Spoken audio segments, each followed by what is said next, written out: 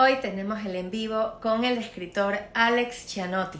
Si no has escuchado de él y no has leído ninguno de sus libros, hoy vas a enterarte de un montón de información que te traigo para él. Antes de que él entre, voy a contarte un poquito quién es él, pero sobre todo recordarte que para mí es súper importante compartirte en esta cuenta contenido de valor. Recordarte que para inspirarnos, la lectura es súper importante, que enriquecer nuestro mundo mediante diferentes tipos de libros, inclusive libros que de pronto inicialmente no sean el tipo de libros que tú prefieres, ¿ya?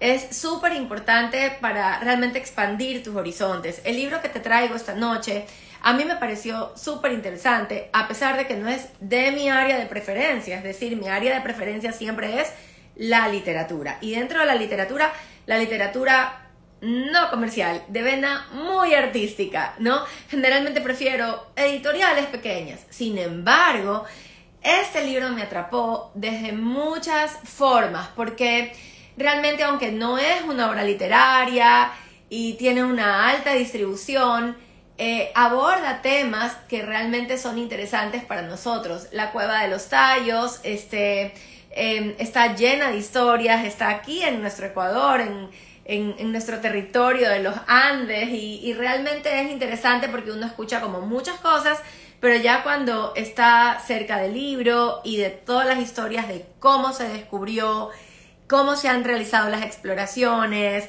quién fue el padre Crespi, qué misterios hay alrededor de la Odisea de los Tallos. Entonces, digamos, me empiezo a meter en una historia que, si bien no es una novela, tiene una narrativa súper interesante.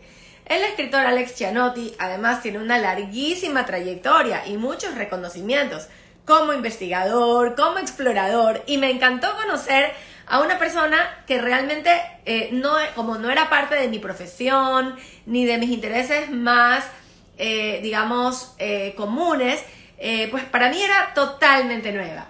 Entonces les cuento un poquito quién es Alex Cianotti. Se van a sorprender un montón. Bueno, él nació en Buenos Aires. Ahí realizó estudios universitarios aquí viene su aspecto polifacético. Por un lado, ciencias naturales. Por otro, cine y televisión. Es periodista, escritor, científico y cinematógrafo. Entonces es súper interesante porque, por un lado, él escribe, todos los aspectos científicos que a él le van interesando, y él no es una persona que escribe solamente desde los libros que lee, sino que él es un explorador, literalmente va e investiga in situ en los diferentes lugares, ¿verdad? Entonces eso también es súper interesante. Me encanta, por ejemplo, cómo él colaboró con diferentes revistas, medios. Él tiene unos libros que, por ejemplo, las revistas, él colaboró con las revistas Más Allá de la Ciencia, Año Cero, es autor del libro de culto Mundos Paralelos y de Ovnis, La Confrontación Final, Proyecto Libre Azul, Los 12 Magníficos. Entonces, conocer hoy a este escritor va a ser interesante porque, si bien no vamos a hablar de los libros anteriores, sino de La Cueva de los Tallos, sí va a ser interesante preguntarle y conocer cómo él viene de un ámbito de, cómo pasa de escribir sobre ovnis, por ejemplo, a el tema de la exploración de la Cueva de los Tallos, y qué aspectos de civilizaciones perdidas habla aquí, y cómo, hasta qué punto él sentiría que sí es un tema que puede estar sustentado, o en qué sentido es un tema para el cual no hay mucho sustento, ¿no? Aunque obviamente tras 30 años de investigación hay un montón de sustento, y eso es lo que nos viene a demostrar. Él ha sido una persona muy consultada por diferentes canales. Por ejemplo, ha colaborado con la serie original Alienígenas Ancestrales de History Channel. También fue consultor para el film Indiana Jones, así que si disfrutaron de ese film, ya saben que él fue consultor de esa película, y La Calavera de Cristal, y de la versión de aniversario de Encuentros Cercanos del Tercer Tipo, ambas dirigidas por Steven Spielberg. No sé si ustedes se acuerdan de Encuentros Cercanos del Tercer Tipo, pero yo la disfruté un montón. Entonces, ver que es una persona a quien Steven Spielberg le ha hecho consultorías y recomendaciones, ya te deja a ti un poco como, ¿qué es esto? Y no lo conocía. Y adentrarme en su historia. Como les digo, este texto no es de literatura, es de divulgación científica, pero es como leerte una novela, porque hay tantos conflictos, tantos cabos sueltos, hay elementos como súper fantásticos también, como medios fantasmagóricos, y todos basados en relatos, en testigos, que verdaderamente es un libro bien interesante que a mí me sacó bastante de mi zona de confort. Bueno, Alex Cianotti, el autor de este libro, recibió el Explorer Medal en el 2009, que es un reconocimiento otorgado por la Andean Explorer Foundation por sus exploraciones en los Andes y selvas amazónicas, en especial por sus expediciones del sistema cavernario de los Tallos. No sé si ustedes han ido a los Tallos, mi primo Roberto Manrique estuvo, me contó. Yo no sé si me animaría a ir a esa expedición, prefiero leer sobre estos temas que irme a meter allí.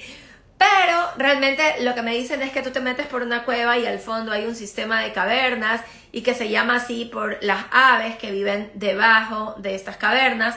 En una conversación previa con Alex Cianotti, él me comentaba que, por ejemplo, ahora que se ha como hecho más conocida la Cueva de los Tallos y que la visitan más turistas, también es un arma de doble filo que se conozca en el sentido de que mucha gente vaya, porque eso empieza a afectar la zona y los pájaros, las aves que viven debajo de este sistema cavernario, son muy sensibles y han muerto incluso. Ha habido como más muertes de estas aves desde que ha subido el índice de exploración. Entonces, bueno, para mí es súper interesante traerles contenido de valor, libros que de pronto para ustedes no eran tan comunes y que puedan conocer además de primera mano a estos autores que de pronto no los tienen al frente suyo, pero que virtualmente los pueden escuchar y que si entran al en vivo, pues pueden hacerle preguntas, comentarios, y para el autor también es súper chévere, es una experiencia gratificante poder estar cerca de algunos lectores y poder responder a muchas preguntas. Voy a pasar a invitar,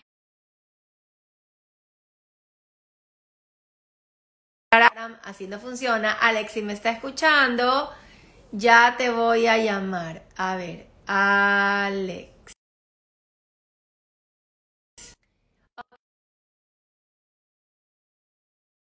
Ya te estoy mandando invitación.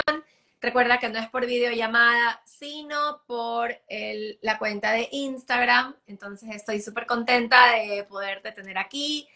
Te voy a esperar un ratito. A ver, recuerda que en la parte superior de tu teléfono vas a encontrar la invitación y es allí donde vas a tener que aplastar, no en la videollamada, ¿verdad?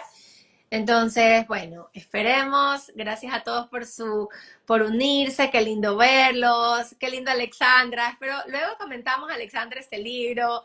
Yo creo que nos va a mover un montón. De verdad que me va a gustar conversar contigo sobre este libro después. Patria Restaurante, espero, prima Glory, que estés escuchando este tema a ti, te encantará, te extraño, prima, no te veo nunca, por favor, aparece. Katy Contreras, qué lindo verte, gracias por estar aquí. Andrea Regalado, qué chévere, bueno, Mercy, bueno, qué lindo que vayan entrando y bueno, esperemos que aparezca nuestro invitado especial. Con él hemos practicado cómo entrar, solamente se le dificulta al inicio y luego ya se hace la magia. Listo.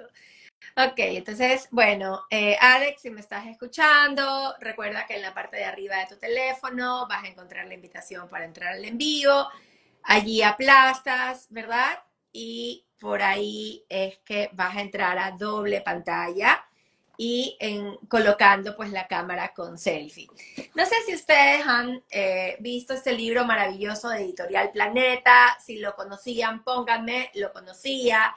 Si es primera vez que lo escuchan, cuéntenme, primera vez, Mariela, que lo escucho, pero háganme saber un poquito qué relación tienen ustedes con este tipo de literatura también, si este es el tipo de literatura que ustedes prefieren, el tipo de libros que les gusta. También, si tienen otros textos con los que les gustaría empezar, cuéntenme, escríbanme, Mariela, tráeme a tal tipo de texto y tal, me encantaría conocerlo. Aquí Qué estoy, chévere, aquí estoy. Alex, ya estás entrando, qué lindo poder tener este encuentro hoy. Todavía No no veo cantes en la victoria. cámara. Te recuerdo, Alex, que Oh, tienes que ponerla en selfie, veo un dedo. no sé, acá estoy. ¿Cómo Ok, es? ahorita lo que Ah, pasa es está al que, revés. claro, estoy Tengo que dar apuntando una la lata de vuelta. cerveza. Ahí estoy. Ahí va, ahí va. Ajá, ahora Ahí estoy. sí. Yay, qué lindo verte, Está Alex. bien. ¿Cómo estás? Lo mismo, lo mismo. Me veo amarillo. Te queda muy bien el azul. Me gusta ese color de camiseta. Gracias. Está perfecto. Sí, la estoy estrenando. Qué Mira, lindo. Me es dio una tiempo buena. para presentarte, contarle de ti a la Muy bien, audiencia, muy que las bien. personas aquí te Ajá, conozcan un poquito, que sepan de todas ajá. tus historias. Así que bueno, ya saben, le he pedido a la audiencia aquí que me escriban, que me pongan si tienen preguntas para ti, qué interrogantes, sobre todo que me contesten. Ujú. ¿Han leído La Odisea de Sí, yo los también tengo Tallos? mi libro. Está bien, Ajá. estamos acá. Este libro de Editorial Planeta tiene una gran distribución, lo pueden encontrar en cualquier librería y tenemos el privilegio de tener a Alex Cianotti hoy. Alex, cuéntanos un Chionetti, poquito, Chionetti o Chionetti. No, Cianotti no. Chionetti o Chionetti. Sí, perdóname, ya te escuché. perdóname, lo estoy pronunciando ¿Cómo súper suena? mal. ¿Cómo suena Chionetti, cuando lees ¿verdad? el nombre? Sí. No Chionetti, te he dicho preocupes, Cianotti no 50 eres la veces, qué única pena. que lo pronuncia mal. Sí, está bien. Bueno, aquí estoy. Alex, Gracias por tenerme en tu programa. encantada, encantada, un placer y un honor. Y cuéntanos un poquito cómo ha sido la travesía. Este libro es una odisea de investigación en tu vida. ¿Cómo surge tu Ajá. interés por investigar sobre la Cueva de los Tallos y venir desde el fin del mundo hasta Ecuador para hacer toda esta investigación? ¿Cómo empieza? Es una larga historia que cada vez la trato de contar, narrar de forma diferente para no aburrirme y no aburrir a los otros y que tenga más pasión. Pero sí, es la historia del niño buscador, de las civilizaciones, de las ciudades perdidas, sepultadas por el barro, por el polvo, por el peso de los milenios, de los tiempos, el peso de los Andes, digamos, y en este caso yo lo escribí, donde las civilizaciones perdidas, donde los Andes se unen con el Amazonas, ¿no? Los Andes, las grandes montañas monumentales, la espina de nuestro planeta, de nuestra querida Sudamérica, de la América del Sur, y que son realmente lavados, refrescados por la selva amazónica, ¿no? O sea, tenemos la verticalidad de la montaña ancestral renovada todo el tiempo por esa energía de vida que es el Amazonas, ¿no? O sea, está lo estático y está lo dinámico. Y esas fuerzas físicas conectan con esas fuerzas espirituales de los mundos subterráneos, ¿no? Que también son corrientes, digamos, profundas. El agua que forma los océanos también penetra en la tierra, ¿no?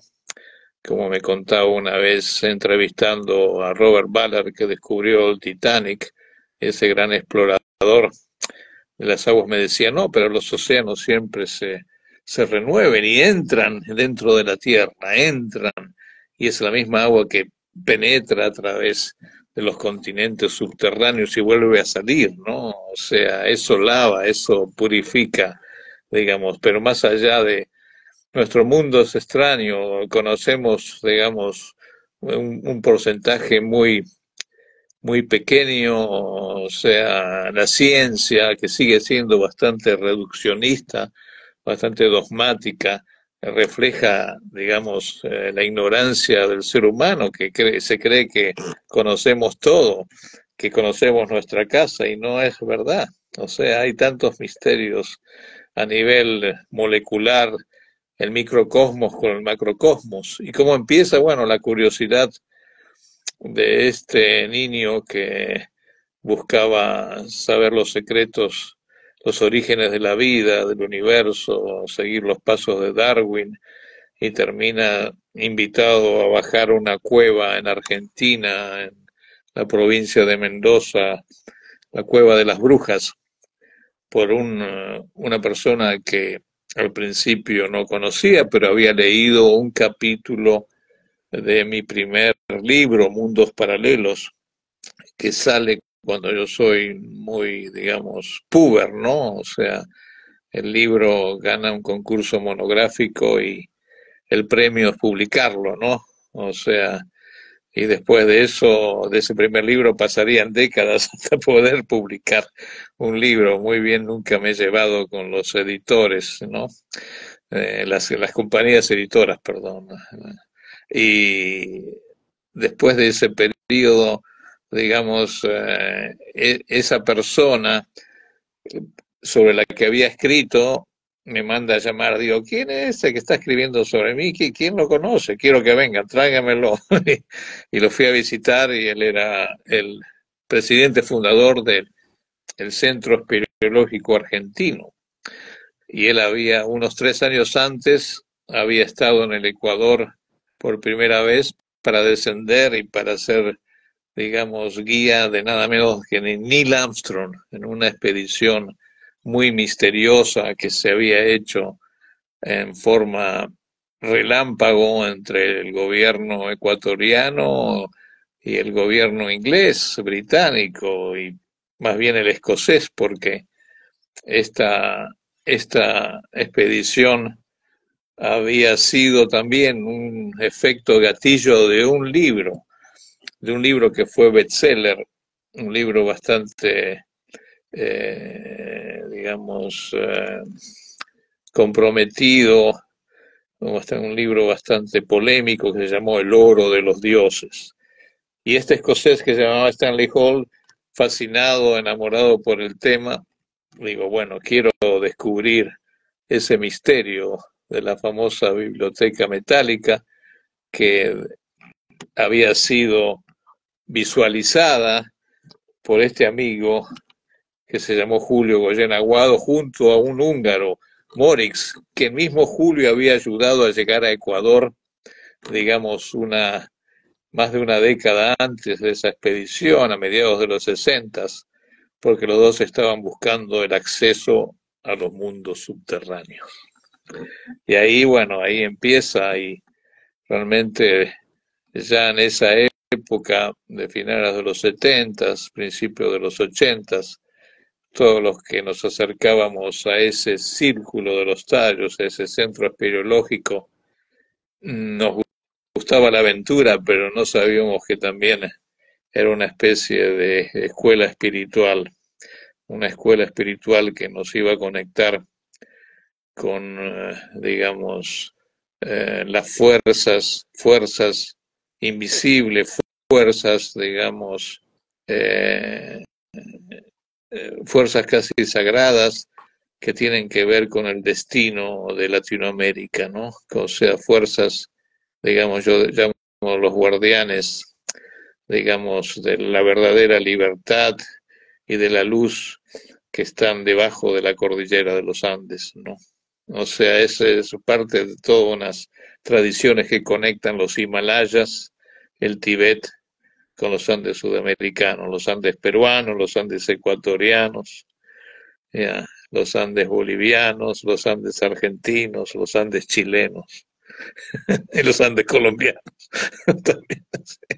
Me faltan más, sigo subiendo a Sierra Maestra, ya, que en los Andes se convierten en la Sierra Madre, en la Sierra Maestra, desde México a California, y seguimos hacia el norte, Es hacia el fantástico, Polo Norte. El Polo parece Sur conecta de con el Polo ti, Norte. es Sí. fantástico saber, para mí que soy amante de la imaginación, de la literatura, de pronto toparme con un libro que habla de temas que rompen mi idea de la realidad. Es muy enriquecedor porque da cuenta de cómo una investigación nos lleva a dudar de lo que conocemos como real, a darnos cuenta de cierta corrupción tan fuerte en diferentes países, sobre todo en el nuestro, y de cómo se van amañando discursos que están alejados de lo que realmente es cierto. Tengo como que muchas preguntas para hacerte, pero quizás la primera tenga que ver con ¿en qué sentido sientes tú que conocer sobre la Odisea de los Tallos, estar allí, te abre a ti más a estos mundos espirituales o a una realidad mucho más profunda o disruptiva de la que conocemos cotidianamente? Oh, sí, es un largo proceso porque han sido muchos años y ya son décadas. Como lo digo, ya las cuevas de los tallos me pesan los hombros, ¿no?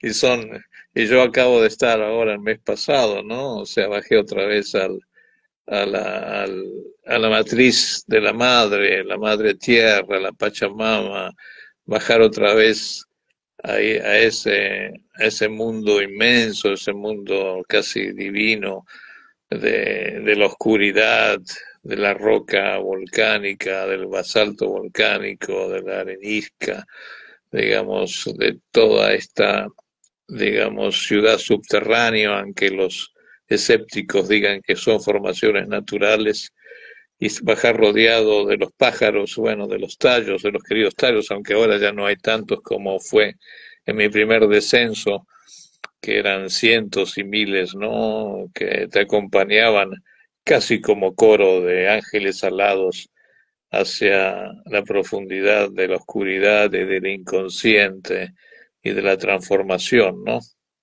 A través de la roca, a través del agua y a través de la luz.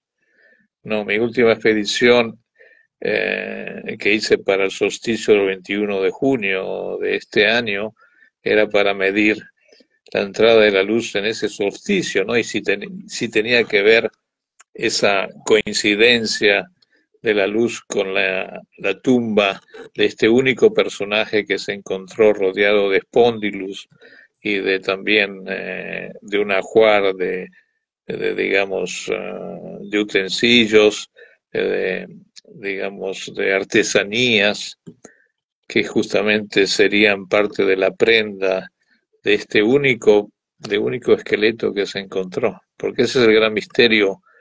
El Ecuador de esa zona, como el Ecuador del Alto Amazonas, como la zona de Lupano, tiene cientos y miles de tolas de estructuras. Ahora, a raíz del uso del LiDAR, estamos descubriendo este Ecuador milenario que yo ya había anunciado años atrás en mis conferencias, de que cerca de la Cueva de los Tallos se iban a encontrar otros antecedentes más antiguos que son parte de una civilización anterior totalmente desconocida que construía en piedra, porque para que esas tolas y estos, digamos, estructuras, plataformas puedan ser detectadas por este sistema, tienen que tener también bases de piedra, algo que la arqueología, antropología oficial, digamos, latinoamericana, andina,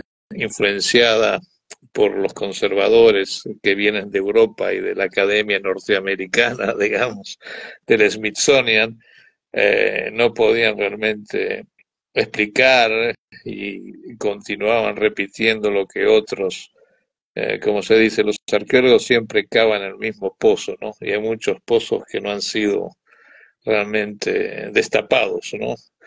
Y justamente a raíz del el descubrimiento, el uso ahora del LiDAR, podemos descubrir que las Américas estaban superpobladas. O sea, había millones, había ciudades completas interconectadas. O sea, ahora se está dando vuelta toda la historia, la arqueología, la antropología, ahora en este siglo XXI. Aunque nuestro mundo está otra vez al borde de la Guerra Fría y de una guerra nuclear, estamos redescubriendo el planeta, aunque ya estamos haciendo planes de explorar los lagos, digamos, de las lunas de Júpiter. Todavía nos falta descubrir que está debajo de la selva ecuatoriana, por ejemplo, ¿no? Y los tallos ha sido una de las puntas, una de las puertas, uno de los portales. Por eso este portal que hemos rebautizado, el portal Morix, es una especie de entrada, digamos, simbólica y real a ese mundo especial, sagrado del el mundo hipogeo, ¿no? De la civilización hipogea que hace miles de años también estaba marcando, digamos, creando y conectando, digamos, culturas que venían del este, del oeste, del norte, o sea, el mundo estaba muy transitado, o sea, como yo digo, Colón fue el último que llegó, o sea, ya habían pasado muchos, sí había, ahí tenemos todo el conocimiento arqueoastronómico, el conocimiento, digamos, real de mediciones que viene ya de los Quituscaros, de la mitad del mundo, toda esa geometría sagrada que podía medir los meridianos, latitudes y longitudes con círculos de piedra y con líneas y observando los cerros y haciendo triangulación con las estrellas, con la osa mayor y la osa menor, todo ese conocimiento, bueno, no sabemos cómo se originó, pero se desarrolló y ha sido una realidad.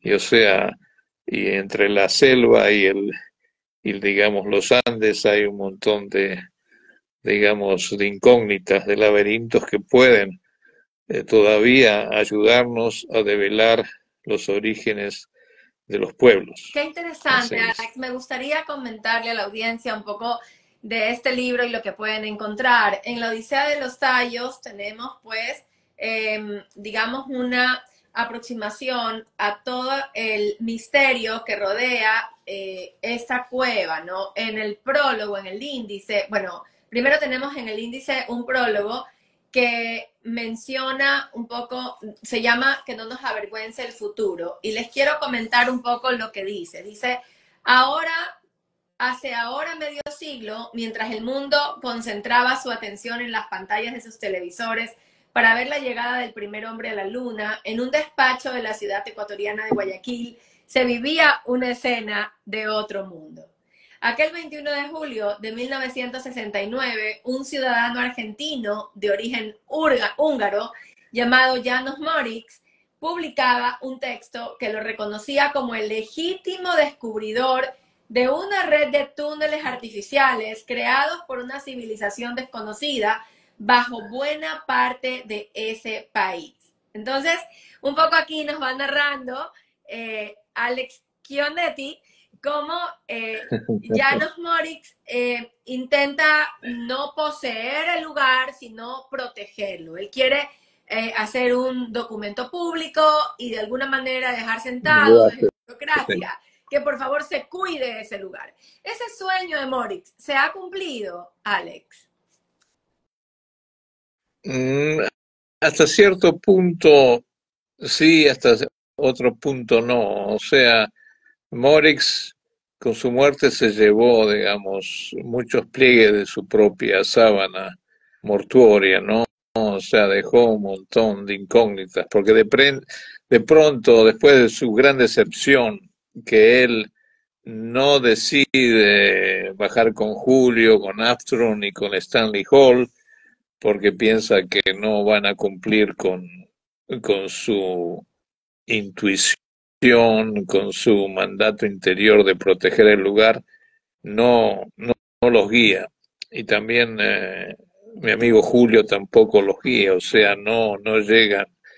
O sea, como dice siempre Julio, la expedición del 76, pese a toda la parafernalia, fue un fracaso, Es decir, porque ya János Moritz le dijo no había a Neil sucedido, Armstrong. había sucedido en el año 69 también, y él diga, prefiero que eso quede ahí en una de las cavernas colaterales, digamos, y no darla a conocer antes que sea destruido, o como pasó también en Cuenca, estaba, digamos, la colección Crespi, que fue totalmente diezmada por el mismo Banco Central, y esos prejuicios de la arqueología oficial destruyó. Yo estuve el mes pasado tratando de rescatar lo que había visto en el año 2007 y lo había filmado también.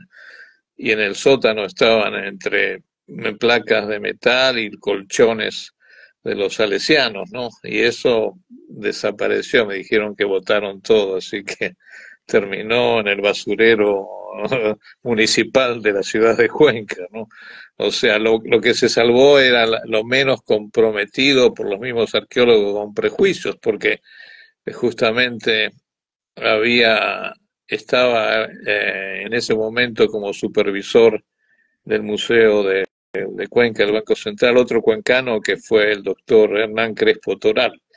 Y Crespo Toral fue un acérrimo enemigo de Morix, o sea, no se llevaban, lo consideraba Morix un loco húngaro que había venido digamos, a romper los esquemas de la arqueología y de la cultura oficial hasta ese momento, ¿no? O sea, y lo mismo también la posición que tenían con respecto a lo que tenía el padre Crespi en su Museo de lo Fantástico, porque también Crespi tenía un montón de cachivache mezclado con piezas auténticas, tenía desde artesanías, digamos, que parecían placas también de metal, pero que estaban hechas con latas de aceite, digamos, latas perdón, ruedas de camión o ruedas de carros, o sea, una mezcla de todos los metales finos, hasta había, digamos, placas y, digamos, lápidas hechas de oro macizo que también fueron desapareciendo con los avivados de ahí, extranjeros que fueron llegando en las últimas décadas, ¿no? Yo estoy tratando de investigar para recuperar para el Ecuador muchas de esas cosas que se llevaron, ¿no? Incluso huesos como los huesos del gigante o de la giganta de otra zona más cercana a Loja, ¿no? O sea, todos estos misterios que justamente con el tema de los tallos, lamentablemente, y en la época de la internet, del YouTube, han saltado tantos charlatanes, pero tantos, y que se siguen proliferando. Y justamente en mi libro trato de separar los ríos de agua, de los ríos, de los mares de aceite, ¿no? Hirviendo, que están realmente quemando muchas de las hipótesis más lógicas de buscar la verdad y de lo que realmente pasó hace medio siglo entre esta parte, entre los Andes y la selva amazónica. Tú hablas de una contradicción en tu libro, ¿verdad? De una contradicción no, digamos, no culpable, sino como la discusión que se tiene alrededor de la Cueva de los Tallos, es que por un lado son formaciones mineralógicas milenarias, cuya formación natural no ha sido modificada por el hombre, que son cavernas o galerías comunicadas entre sí, ¿verdad? Y por otro lado, que sí podrían estar intervenidas por el ser humano. Cuéntanos un poco más de esa contradicción que tú has investigado. Bueno, justamente es una impresión, justamente en mi último viaje, y me volví a preguntar algo que siempre, bueno, digamos, me saca el sueño y me desvela. O sea, y si mis hipótesis están equivocadas y realmente pese a todo, digamos, la interpretación arquitectónica, geológica que he estado haciendo, comparativa con otros trabajos de que esto fue formación natural, pero digamos, son aspectos de intuición. Con las fotos uno no, y con el video también uno no puede apreciar, uno tiene que estar ahí. Sobre todo, me acuerdo que la última vez que vi con Julio con vida, me mostró una foto que me llevó, digamos, a hacer esa expedición, la primera expedición de llegar en el 2007, que me llevó 20 años de espera y 6 años de estar entre salir y entrar y volver a la cueva y volver, digamos, a la selva para poder, digamos, finalmente ingresar y descender. Porque en esa época era muy difícil. Ahora, digamos, es mucho más fácil, ¿no? Porque se ha perfeccionado el sistema, porque hay muchas cuevas de tallos, como siempre digo, hay un centenar, pero la cueva más importante, que ha sido la catedral para los indios Shuars, para la nación Shuar, por la importancia de esa relación de ellos con sus mitos de Génesis, que procederían de esta cueva. Muchas de las culturas andinas, como la peruana, estos hermanos hallar salen de las cuevas, no son hermanos gemelos. También en la historia, en la leyenda Shuar, son dos hermanos que están siguiendo a un, digamos, a un leopardo y caen en la cueva y ahí conocen a los pájaros tallos y esos pájaros van a ser parte del sustento, parte de la tradición de la cosecha, del ecosistema alimenticio y parte de su, digamos, mini, mini industria gastronómica, diga, para el consumo, ¿no? El consumo ritual, el consumo, digamos, hogareño y estacional, porque los shuars bajan a las cuevas de tallos 2 o 3 veces al año para, digamos, recoger polluelos, ¿no? Y de hecho, bueno, se los comen y también producen aceite que lo utilizan para diversas funciones. Pero esa sacralidad que viene de esa relación con los pájaros también es algo que es dicotómico, o sea, es diferente a esa interpretación que se le da al mundo subterráneo en esa expedición, segunda expedición que se hace en el año 69, el mismo abogado de Morix que lo ayuda a registrar bajo notariado público el repertorio, creyendo totalmente en su cliente, ¿no? De que había visto, digamos, años atrás o con anterioridad esa inmensa biblioteca en una de las cámaras del Por sistema. favor, cuéntanos, Él siempre explícanos un decía, poquito. Ajá. bajamos al mundo subterráneo. Sí, Ujú. Es súper ya. interesante esto que O sea, era un mencionas. mundo. Es una historia O sea, pero ya te digo, importante. para mí realmente no, las teorías de que son formaciones naturales no encajan totalmente porque esa piedra que me mostraba, que es una especie de piedra esquinera, digamos, yo lo llamo de cornerstone, solo se da en construcción, en arquitectura. Y Julio, que había estado en la expedición del 76, no la había visto. Digo, yo tengo que haber visto esta página, esta piedra.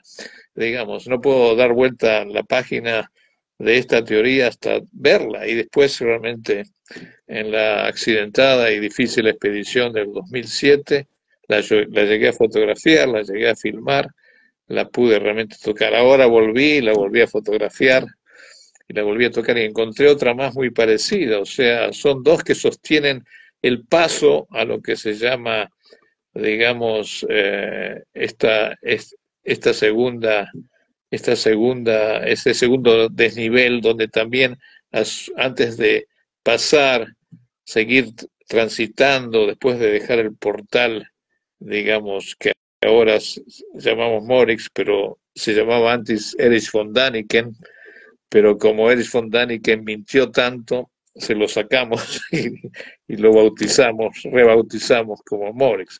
Pero al costado de este portal, donde encontramos que piedras están como cortadas, que son como ladrillos acumulados, pero también sostenidos por una especie de megalito, una especie de monolito, una piedra fundamental muy, muy pesada, que fue utilizada para levantar, digamos, esta parte, después de haber sido horadado, después de haber sido excavado este acceso para seguir llegando, pues si no, la cueva nunca se hubiera conocido, o sea, la cueva hubiera sido solo de medio kilómetro, pero si no se hubiera realmente levantado esa parte del techo, nunca se hubiera podido seguir. Y sobre todo, cuando uno sigue, encuentra lo que se llama la zona del campamento y está esta entrada que se llama el Pozo de Luz, donde otro agujero, el segundo agujero, donde también se puede bajar, pero es una zona que realmente tendría que estar prohibida de bajar porque hay muchos nidos de pájaros tallos, ¿no?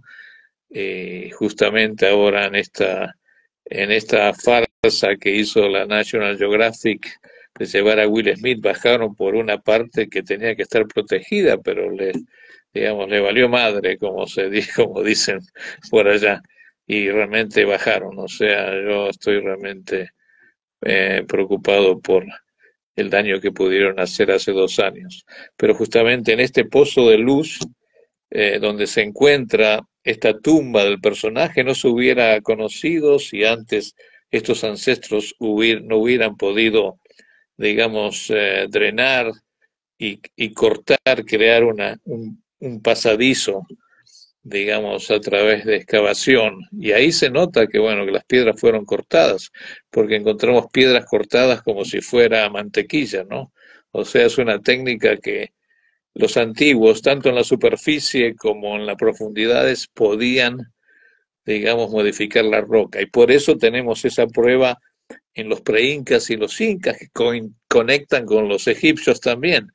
Esta civilización antigua que tenía el poder de modificar, de pulimentar, de disolver las rocas, ¿ya? Para poder mover, porque es la única explicación que tenemos de una cantera. Podían eh, mover rocas de 500 toneladas o de 1500 toneladas a través, saltando el río Urubambo, por ejemplo, en el valle de los Incas.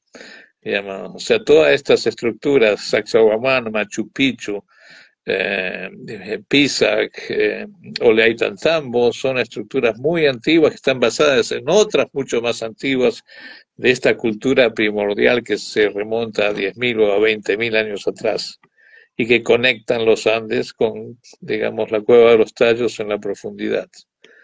Esa es una de las, digamos, incógnitas, pero una de los dos misterios más importantes. La ciudad subterránea lítica, protohistórica, megalítica, y la segunda es cómo estas culturas trataban de dejar reservorios. O sea, al no tener, por ejemplo, forma de escritura, los preincas y los incas dejaron solo los quipus, que realmente no han sido muchos, digamos, los tejidos quipus que se han encontrado, para, digamos, contrastarlo con una cultura que duró cientos y miles de años, ¿no?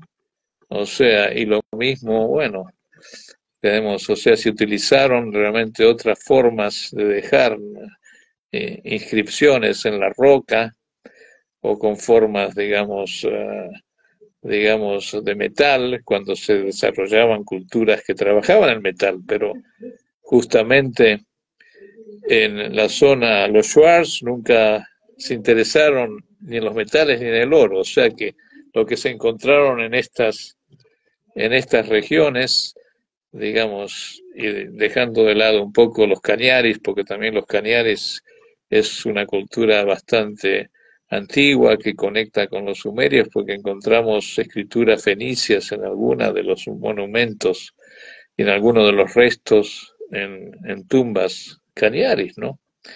O sea, los cañaris también trabajaron metales. O sea, parte de lo que tenía Crespi en su biblioteca eran eh, artesanías de orfebres cañaris que no eran tan conocidas en el mismo territorio de ellos, pero parece que las ocultaron en cuevas, las ocultaron para preservar, digamos, lo que serían eh, artefactos con escrituras que podían dejar mensajes de lo que fue ese pasado, ¿no? O sea, por ejemplo, en el Oriente Medio encontramos las cuevas del Mar Muerto, ¿no? Que dejaron, los rollos del Mar Muerto dejaron, digamos, poder reconstruir ese pasado milenario.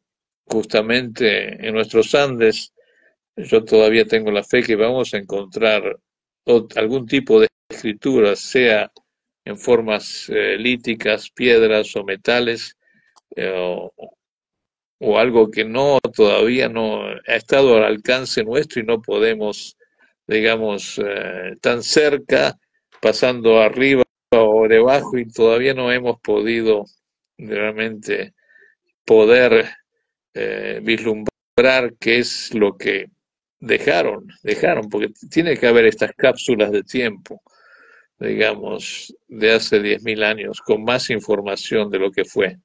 O sea, esas arcas de piedra anteriores al diluvio universal. Es muy interesante lo que mencionas, realmente complejo. Mucho me resuena de esta lectura. Lo que estoy haciendo mientras tú me has conversado, ir anotando las personas que están aquí en este en vivo, porque Editorial Planeta nos ha regalado un ejemplar de La Odisea de los Tallos para sortearlo entre los asistentes. Entonces, mientras tú me comentabas, yo estaba escribiendo los nombres de los asistentes. Y para los que La están en rifa, el Ecuador, sorteo. lamento los que no Sí. están aquí en Ecuador, no les puedo incluir en el concurso. Y estoy poniendo los nombres para en breve, ya estamos por terminar, ir mezclando los nombres y ver quién es el ganador de este ejemplar de La Sí, no. Odisea de los Tallos, para que No, encontraran un y lo poquito. quería también contar, o sea, yo vengo también de una corriente que es el realismo fantástico, que ha sido una corriente literaria, que había nacido en Francia con Powell y Berger, que escribieron El retorno de los brujos, y un poco en mi primer libro seguí esa tradición, pero también en la búsqueda de los tallos, yo conecto, digamos, con la literatura de Julio Verne también, ¿no? Porque Julio Verne, en su viaje al centro de la Tierra, podía encontrar esa entrada al mundo subterráneo siguiendo la luz solar que, por ejemplo, pasaba a través de un arco, a través de una hendidura, a través de un círculo de piedra, ¿no?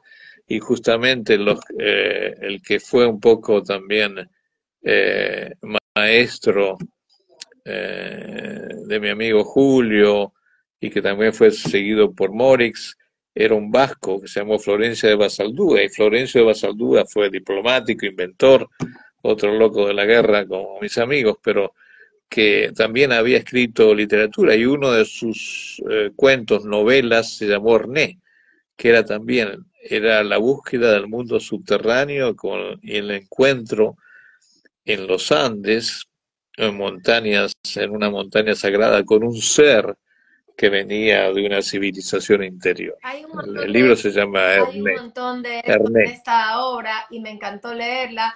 También hay un elemento fantasmagórico. No sé si algún fantasma por allí tú sientes que nos guía y nos inspira Sí, esta obra.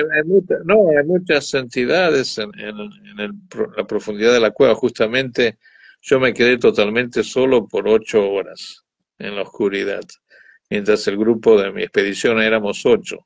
Pero ellos siguieron yendo a una parte más profunda que yo ya no daba más y no quise ir después de haber llegado a la estalactita famosa de Astron y digo, no, voy a quedar meditando cerca del pozo de la luz y solo, ¿no? Y ahí percibí que hay entidades realmente, yo no te digo de dónde, si han nacido en la Tierra o vienen de otras dimensiones o de otros universos estelares, ¿no? Pero hay una forma inteligente, digamos, o sea, hay cerebros de algún tipo, o mentes, digamos, flotando en las profundidades, o no sé hasta qué nivel de sustancialidad física pueden ser estos seres, si son realmente físicos o transfísicos, pero lo hay, esas presencias, lo hay, también están estos seres de luz que todavía no sabemos si son polillas,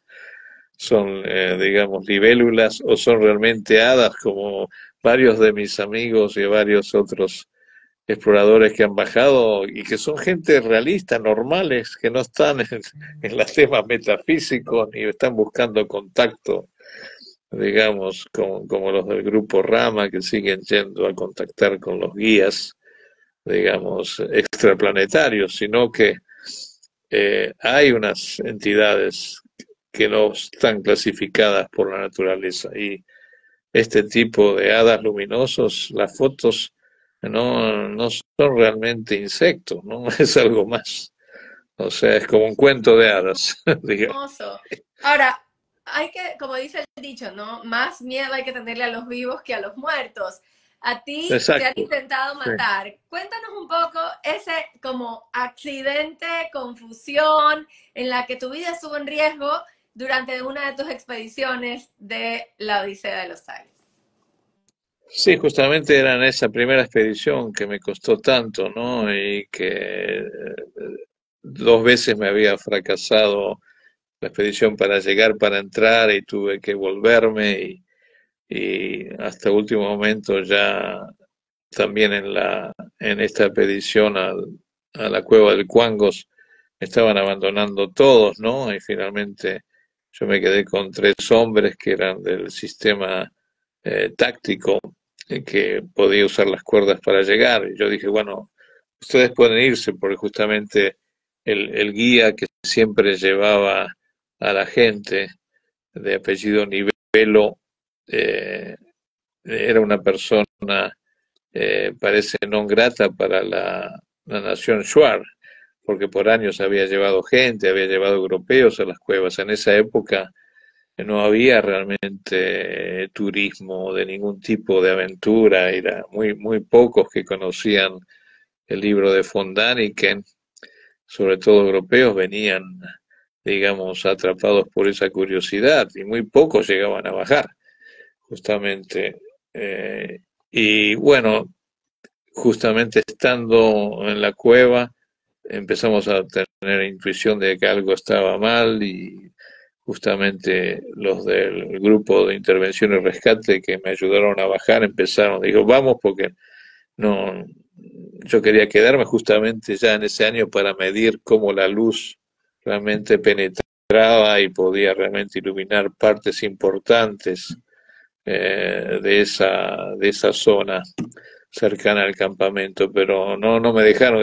Te dejamos, y yo solo no podía volver a la superficie porque estábamos en segundo ¡Qué nivel y miedo! necesitas un sistema de rappel que no lo puedes hacer solo, ¿no? O sea, por eso es el gran misterio de cómo ese personaje que fue encontrado en los restos óseos en el año 76, cómo llegó a la cueva, porque los Schwartz sí bajaban a duras penas por escaleras de bejuco, de lianas, de postes que tiraban, pero realmente para el hombre occidental, digamos, entre comillas, era muy difícil. Bueno, y cuando salimos, eh, justamente a uno de mis eh, hombres lo secuestraron, o sea, desapareció, y justamente vino el hijo y una señora, una india shuar cristiana, me dijo, vengan a esconderse porque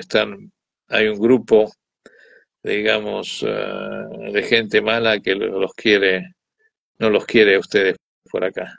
O sea, nos escondimos en la cabaña y fue la noche más larga, ¿no?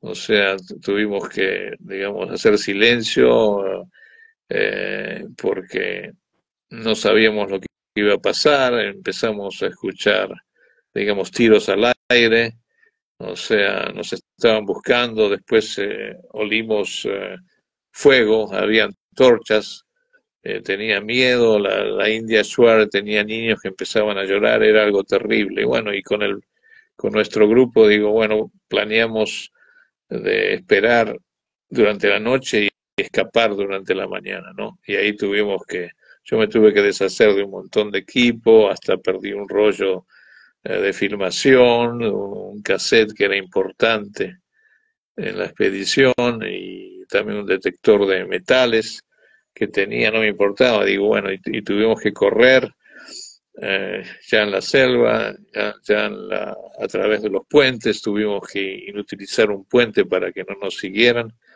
y cuando cruzamos el puente encontramos que había docenas de botellas de cartón de vino, o sea, estaban estos agresores, estos que nos venían, digamos, a eliminar, parece que se quedaron dormidos ya borrachos, ¿no? O sea, y justamente eh, gracias a Larutam, o sea, que es el dios de los Schwartz, pudimos, y gracias a Dios y al Padre Crespi, que esté en los cielos, a que lo recordé en esos momentos de esa noche triste, noche larga, pudimos, digamos, volver digamos, a la civilización, entre comillas, pero realmente la civilización no es la civilización occidental.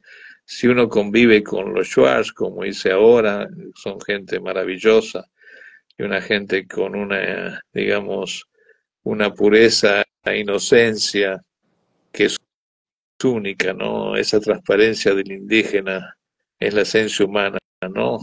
O sea, te pueden amar como te pueden eliminar, como te aman te pueden matar también, pero sentís que son personas de verdad, ¿no? No personas como de las ciudades donde hemos perdido toda esa humanidad y cada vez se sigue perdiendo más.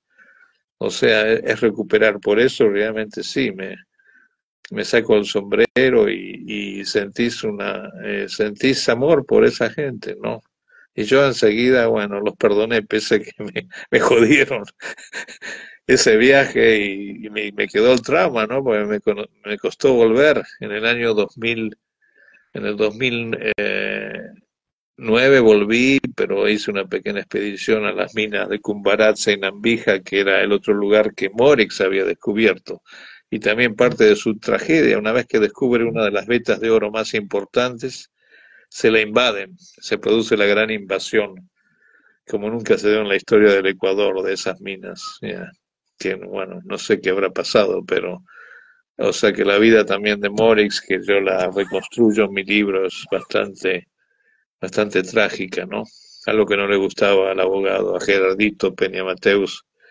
A Gerardo no le gustaba cuando decía que su cliente y gran amigo, el que fue mentor y viceversa, había terminado mal, ¿no? O sea, él tuvo acceso al tesoro perdido más grande en la historia de Sudamérica y después descubre, digamos, las vetas, las minas de oro más trascendentes y pierde las dos cosas. Bueno, las cosas lo pierden a él, ¿no? Y termina con unas moneditas en su mesa de luz en el Hotel Rizo sin, sin dinero para poder pagar su propio sepelio, ¿no? O sea, es una historia. Realmente el realismo fantástico invade la historia, por eso la historia es fácil. La historia de los Eso tallos, sí. de los personajes, de la naturaleza, es algo, es épica, ¿no? O sea, por eso le puse la Odisea de los tallos, parafraseando al Homero, el Homero de Troya y el Homero de la Claro, Ilíada y de la dices, Odisea así de es. Ulises Ujú. o del Odiseus. Odiseo fue también un Teos. personaje que no sabemos a ciertas ciencias si fue realmente Ulises o no, ¿no? Así Es es. otro. Qué Pero sí, yo he sido un interesante, poco Alex, de verdad. Ujú. Un nuevo Ulises que fue también cautivado por las sirenas del Guayas. Bueno, pero Ulises se amarró bien duro al mástil para no ser seducido por las sirenas.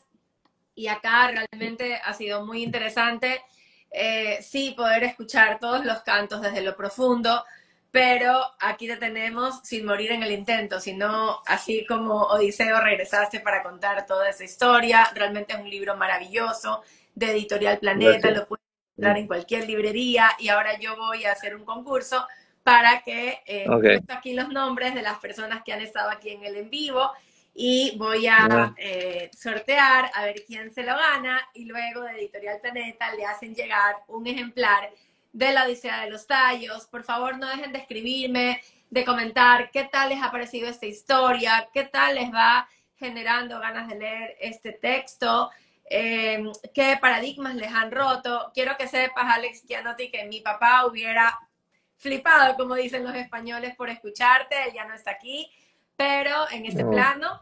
Pero mi papá era un amante de estas historias, le encantaban todos los relatos llenos de misterio, todos los relatos que tenían que ver con ovnis y tal. Y ya tú ves, tú has alimentado muchas historias de el cine a partir de tu trabajo de consultoría, ¿no? Le comentaba aquí a la audiencia que tú has sido consultor de Steven Spielberg para Indiana Jones, te consultaron, La Calavera Perdida, o sea, de alguna manera estas historias que tú experimentas sirven para alimentar relatos que luego nos llegan a la ah, pantalla.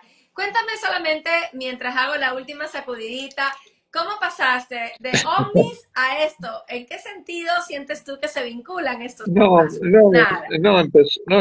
no empezó al mismo tiempo. Empezó todo, justamente mi primer libro, Mundos Paralelos, es sobre los universos paralelos, realmente, y la primera parte sobre mundos intraterrestres, y mundos, después la segunda sobre mundos extraterrestres, pero en la primera hago una interpretación de las culturas que podían, digamos, interpretar, dibujar, pintar los sistemas de constelaciones en la roca, como las tribus del Cerro Colorado en Argentina, en Córdoba, no muy lejos del Uritorco, digamos, otra montaña sagrada con conexiones, digamos, siderales, digamos, cósmicas, donde la gente conecta las estrellas con la vida cotidiana, ¿no? O sea, por ejemplo,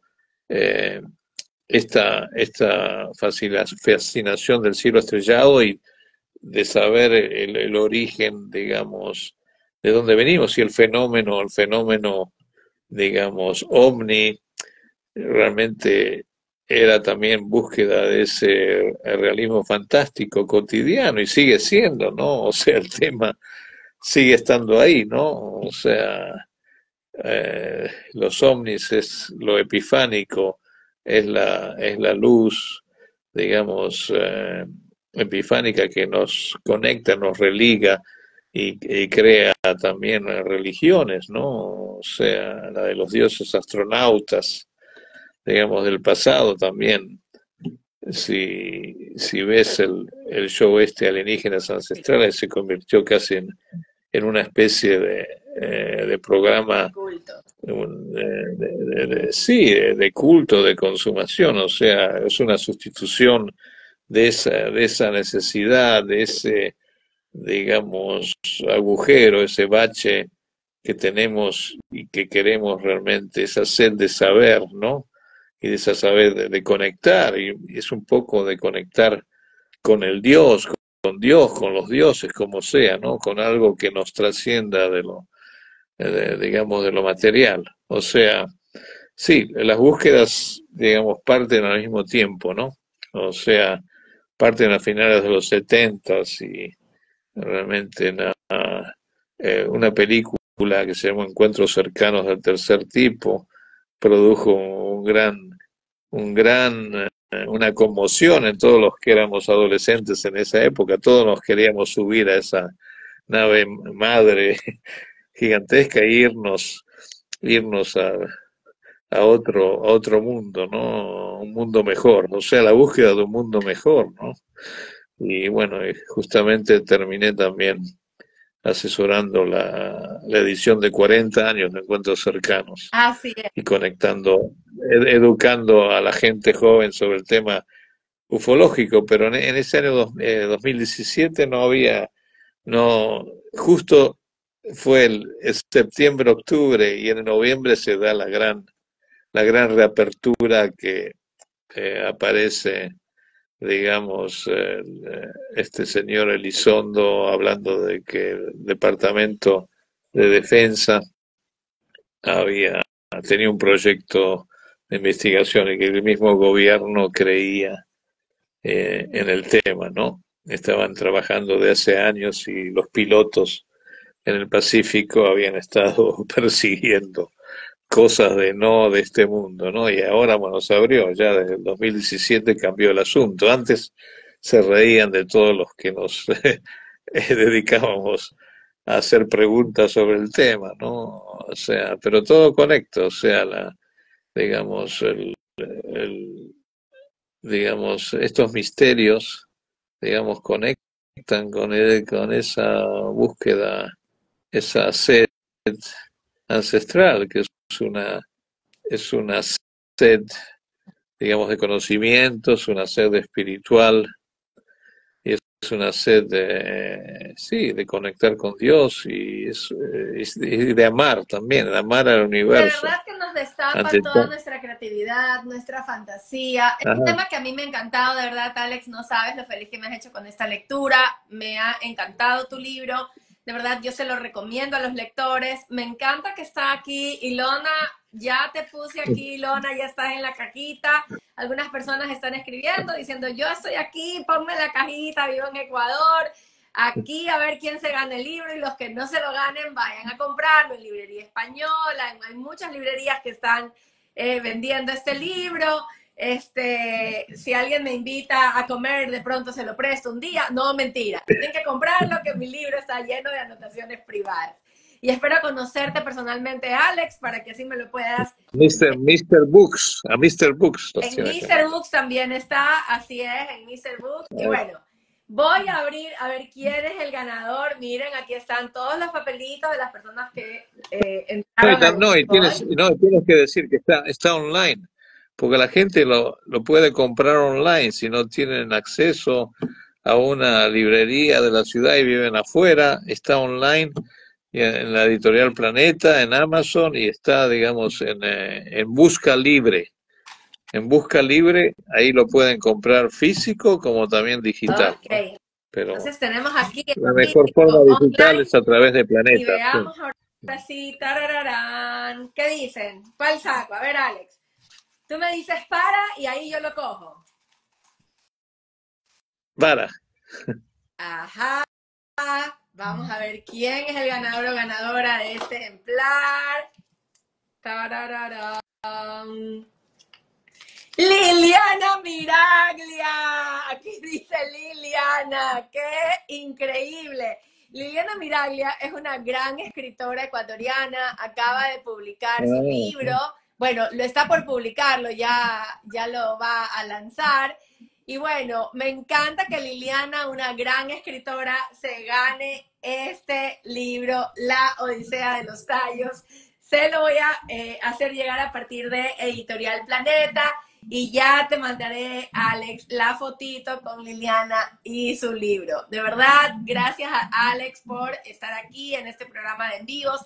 Ha sido para mí un gusto tenerte, Alex. Espero que se siga ¿Y las difundiendo. preguntas? ¿Qué pasó? ¿No iban a hacer preguntas? Y van Las a hacer, pero han preguntas. estado tímidos. Yo estaba súper esperando a No, que me no hicieron ninguna contestaran. pregunta. Les hice algunas preguntas, pero han estado tímidos, han puesto algunos comentarios como Pasa. excelente,